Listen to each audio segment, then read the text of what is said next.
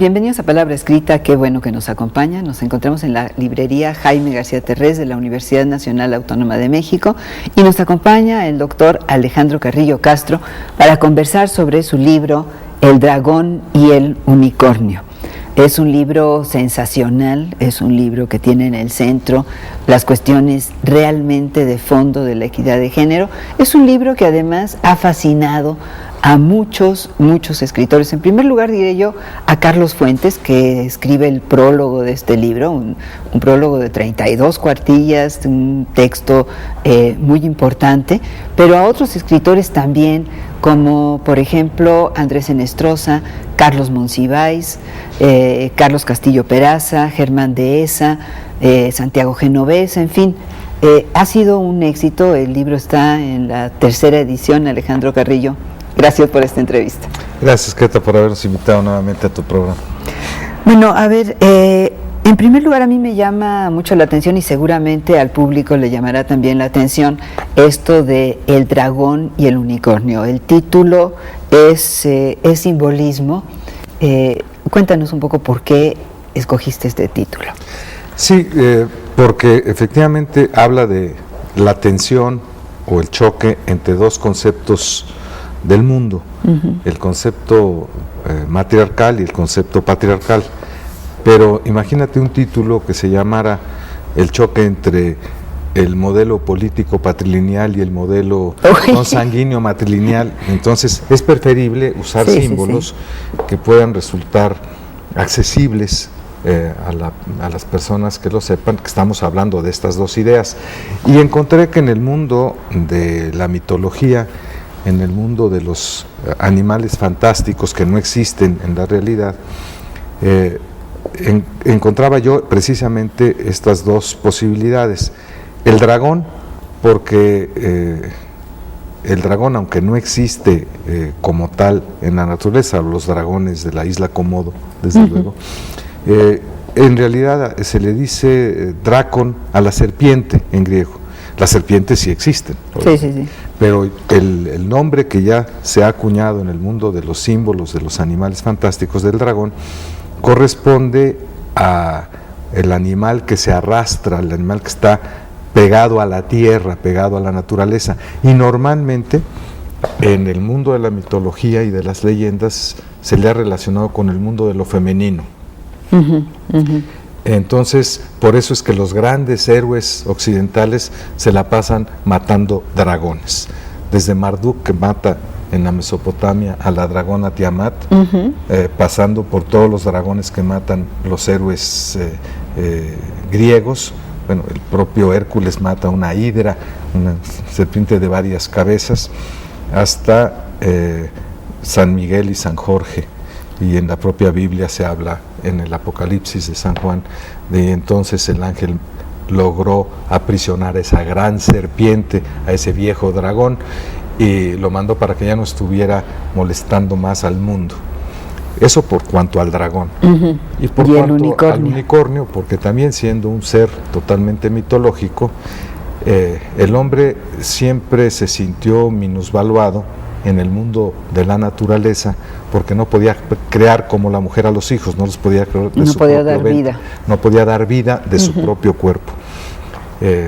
Y entonces inventa el mundo de la cultura, el mundo de la razón, el mundo de los conceptos intelectuales, curiosamente, y que será también el mundo de la política, de la propiedad, en fin. Claro, el mundo del derecho, y excluye también, en venganza de que estaba excluido del otro mundo, del mundo del dragón, excluye en el mundo del unicornio a la mujer.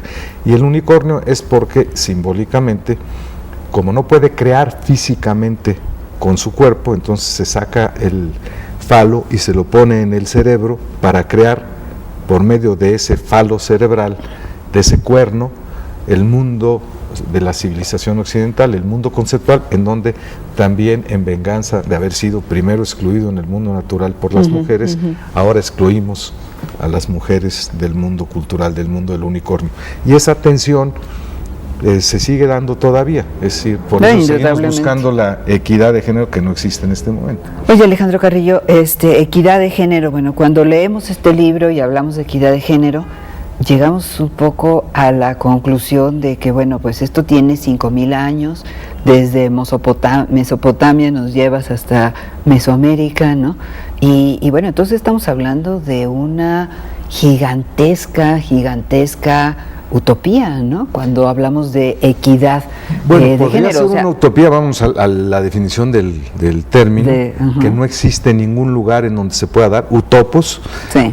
No, la tesis que yo manejo es precisamente que los 5,000 años de unicornio, los 5,000 años de civilización patriarcal, en realidad vinieron a sobreponerse a cerca de 30 o 40,000 años o más de mundo draconiano. Entonces tenemos esperanzas. No, pues al contrario, son los pobres hombres los que hace 5,000 años clamaban por la equidad de género. Ajá. Y entonces dijeron, queremos que también se nos reconozca que en ese mundo de la creación humana, de la vida, también algo tienen que ver los hombres, porque como se desconocía que ocurría 9 meses antes la gestación de un nuevo ser, se daba por la cópula entre hombre y mujer, como la única que gestaba 9 meses después y nadie se acordaba que había pasado naturalmente 9 meses atrás, entonces el hombre empieza tímidamente a decir, hace 5,000 años, oigan, como dice Nestrosa, recuerden que yo también participo de esa creación en la que ustedes dicen que son las únicas que son capaces de dar a luz, ¿no?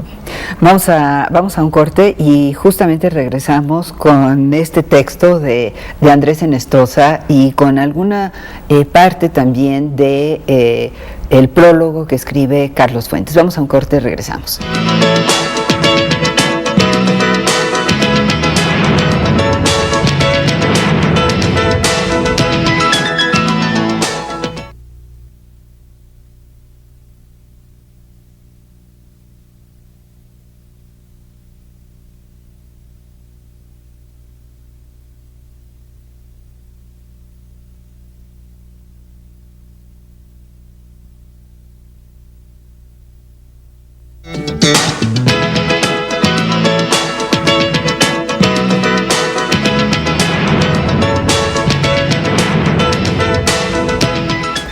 $5,000 años de patriarcado, vaya utopía, vaya trabajo que tenemos que hacer cuando hablamos de equidad de género. Y bueno, decíamos que volvíamos con el texto de Andrés Nestrosa.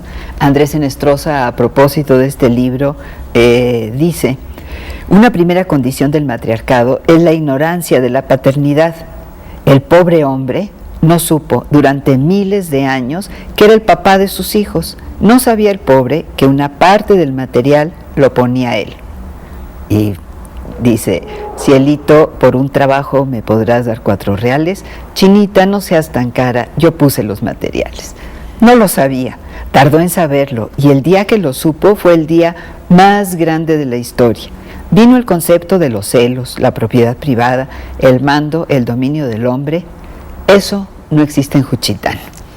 Sí, porque como sabemos, Andrés era juchiteco, y algunas personas dicen en México que existe un matriarcado. Es más, el nombre de él, el apellido que él usa es el apellido que era de su madre. El de la madre. Así es. Sí, dicen, y en mucho existe un matriarcado en Juchitán. Es la una sociedad más equitativa, en donde efectivamente, como los hombres estamos acostumbrados a tener el papel preponderante, en donde vemos que hay equilibrio, lo consideramos matriarcado, equivocadamente. Nos parece demasiado, que va demasiado lejos. Así entonces es. Bueno, para la mayoría de los hombres que es no lo entienden, es un matriarcado. Bueno, a ver, el choque matriarcado, patriarcado, o la transición, digamos, seguramente una transición muy larga en el que debe de haber habido cuestiones intermedias entre el matriarcado y el patriarcado. Así está planteado en el ensayo, efectivamente. Solo como una hipótesis de trabajo para hacer la comparación entre los dos modelos, nos vamos al extremo que significa el matriarcado, que probablemente como tal, así químicamente puro, es muy difícil que se pueda encontrar, y lo contraponemos también contra el otro extremo, que es el patriarcado también químicamente puro, el dragón versus el unicornio. Pero como tú señalas acertadamente, en el mundo de la historia humana se tienen que haber dado muchas combinaciones, muchos procesos en donde a veces sí era más marcada la preeminencia de la mujer, o a veces más marcada la preeminencia del hombre, sobre todo como concepto de madre y como concepto de padre. Por eso se habla de un patriarcado. Arqué, como todos saben, es principio u origen o norma de ejercicio de poder, el arjé en griego. Entonces, en donde el arjé es el padre, por eso se habla del patriarcado, pero en donde el arjé o arqué es la mujer, entonces podemos decir que se habla de un mundo matriarcal, ¿no? Un matriarcado. Y bueno, ¿cómo podremos llegar a un mundo en el que no haya ni patriarcado ni matriarcado, sino algo distinto? Cuando hay dos escalas de valores, hay dos concepciones distintas entre el mundo matrilineal y el patrilineal. Bueno, fundamentalmente de una lucha por revertir el papel o el rol preponderante de la madre, de la mujer, que era la que creaba a los hijos, y entonces utilizando las creaciones del intelecto humano, que se suponía que eran exclusivamente de un mundo de los hombres, el derecho, la religión, las costumbres, la ciencia, todos estos modos de entender o de trabajar sobre el mundo, fueron utilizados para establecer la primacía del hombre sobre la mujer. Ya existe en la Constitución mexicana, en el artículo 4, una disposición normativa jurídica que dice: para la ley el hombre y la mujer son iguales. O sea, está aparentemente resuelto en el mundo de las leyes, pero traemos una carga cultural de 5,000 años de religión, de derecho, de conceptos científicos.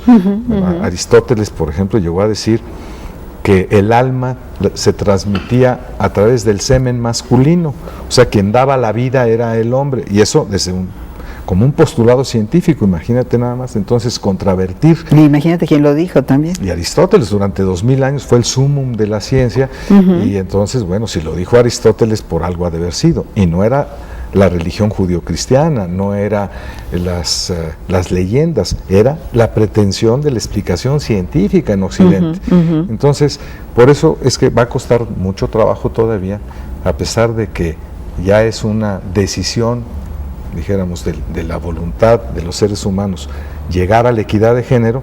Bueno, está planteada en las leyes, pero todavía nos pesa enormemente la cultura, la parte religiosa, la parte de las costumbres, la parte incluso pseudocientífica, ¿no? Sí.